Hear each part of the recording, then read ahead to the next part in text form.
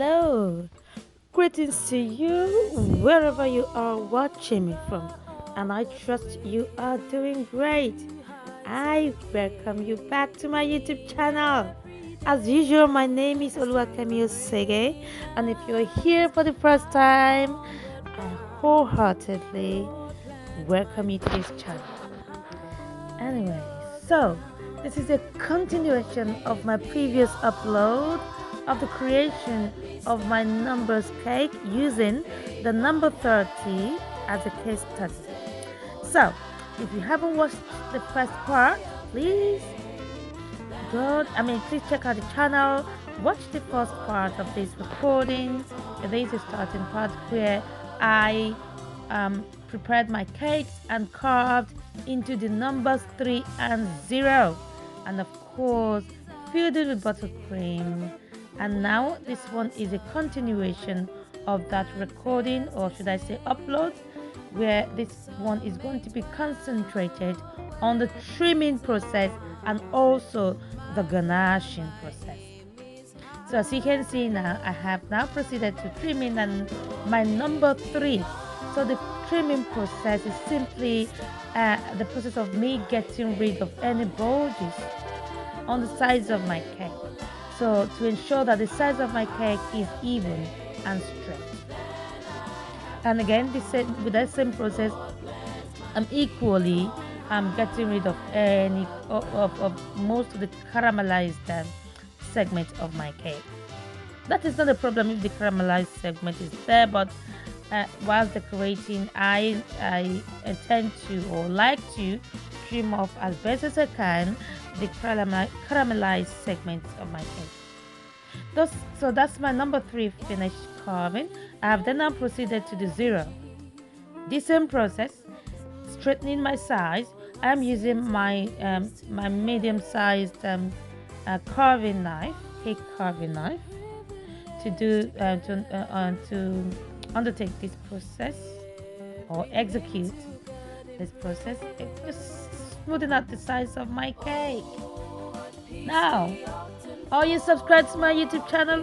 If you haven't done so, again, this is a perfect opportunity for you to do so. Please do subscribe to my YouTube channel, and if you come across this video for whatever reason, leave me a thumbs up, like my video, I'd appreciate it, and please do share. And I'd love to hear from you, or I'd love to read your thoughts. Please leave me a comment.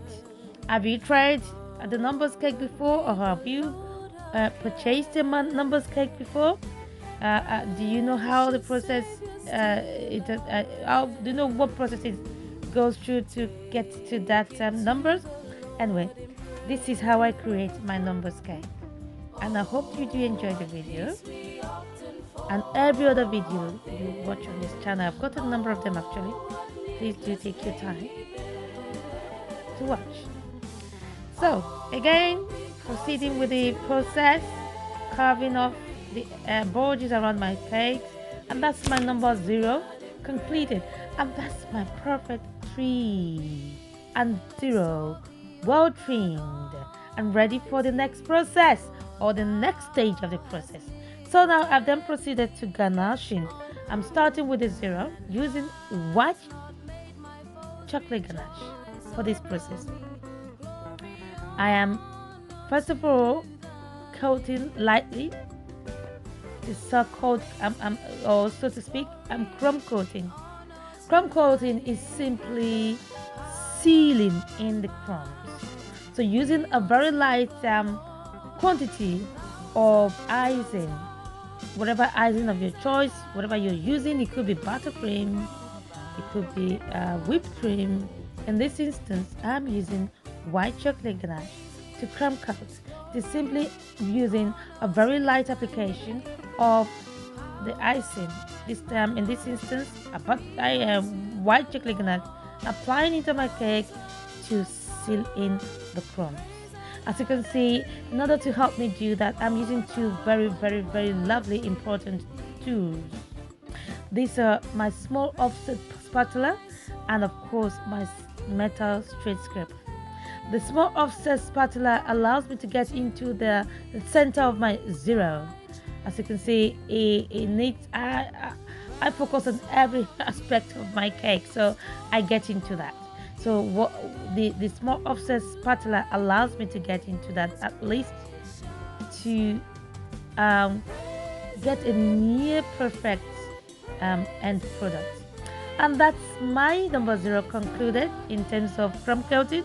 I've then proceeded to the number three. Again, using the same process and the same tools, using my small offset spatula to get into those corners of the frame. Again, I'm using my white chocolate ganache to crumb coat. Again, that is sealing in the crumbs on this cake. Yes, this is a long process. It is a long process. But that's why bakers know the what when you request the number three cake, or sorry, numbers cake, it takes a while to create, so it can be expensive. So again, I am now finishing off my crumb coating on the number three, ensuring that I get into those corners, and that's completed. So what I intend to do after crumb coating, I simply place them in the fridge to set a bit, and then bring them out then I've now brought the number zero out to apply the second coat. So this second coat is more refined, so the finishing on this one will be smoother and cleaner and sharper. So there's going to be more concentration on this process, because this is the final process upon which my fondant will set, and it is important that my fondant sits smoothly. So I have to get this process, if not perfect, near perfect. So yes, again, using the same tools as I used earlier, my small offset spatula to get into those corners, and of course my small metal scraper. I didn't have to use this tall one, because this one actually does the job. My cakes are about 4 inches in height, so I didn't really need an overly tall metal scraper. So the small one, I have it. I think it's about 5 inches in height, so it served the purpose. So this process took longer because I needed to conclude or finish with a very fine finish. I won't say I'm a perfectionist, but at least I try to work towards perfection. So yes, I'm scraping off excess ganache and ensuring my cake is as smooth as I can get it. And you saw earlier, I left a lip at the top of my number zero, and then of course I have placed it again now in the fridge to set. And I've now brought out my number three to proceed with the process of the application of the second layer of chocolate ganache. So with this one, I actually used 2 different ganache. I used white chocolate ganache and also milk chocolate ganache. As you can see, yes. Again, applying it to give me a smooth finish.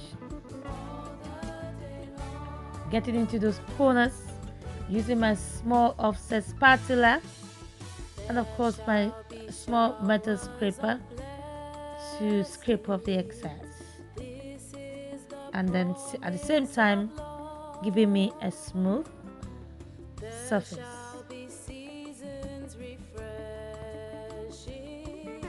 So what do you think of the process? I agree, it's a long process. It took time, it took focus, it took efforts, but it was therapeutic, and the feedback was great. So what do you think? How do you create, if you're a baker, how do you create the numbers cake? And if you're a client, do you purchase numbers cake like this? Anyway, so I've now finished with that number 3 and placed it back in the fridge. Again, as you saw, I left the lid. Now you see the reason why I left the lid. I'm now using my paring knife to scrape off that lid. This is to give me a fine, sorry, a sharp edge finish around the edges of my cake to make my number look sharp, my zeros look sharp, my three look sharp at the edges. So what I'm simply doing now, again, using my small offset spatula and my scraper to give it a more final finish, filling up any visible gaps I can see, and then scraping off excess, of course, and also scraping off the edges. And that's my number 0 finish. Looking so lush. Don't you love it? Leave me a comment down below. Again, I've now proceeded to the number 3. As you can see, I'm scraping up the lip I earlier left behind using my paring knife. The chocolate is now set so it can be scraped up. Again, to give me that fine looking sharp edge to make my numbers look lush. Using the same process of my spatula and my scraper to fill in gaps with ganache, to fill in any visible gap I can see, and then scraping off the excess and smoothing it out. And that's my number 3 completed. That's my two numbers, 3 and 0. That's number 30 completed. I do hope you loved the video. Don't forget to like, share, comment, and subscribe. See you next time in my video. Bye.